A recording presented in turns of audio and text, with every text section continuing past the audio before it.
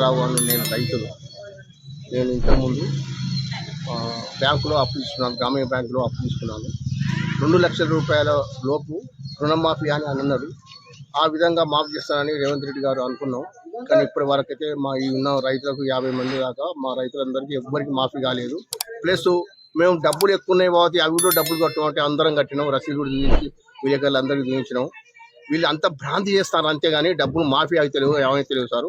ఎప్పుడోసారి ఇవ్వలేక ఒకరు తక్కువ ఉన్న వాళ్ళకి అయితేనే కానీ మాకైతే మా పంగడిపల్లి రైతులకు అయితే దగ్గర 70% కాలేదు సార్, 30% అయినాయి సార్ ఇక్కడ. కాబట్టి దయచేసి మా అందరికి మాఫీ చేయగలరని మేము కోరుకుంటున్నాం. నా పేరు మీద కుటుంబం పేరు మీద 2 లక్షలు ఉన్నది. కుటుంబం అని అన్నాడు, రేషన్ కార్డు అన్నాడు. ఇద్దరు కొడుకులకు రేషన్ కార్డు లేదు, నా మీదనే రేషన్ కార్డు ఉన్నది.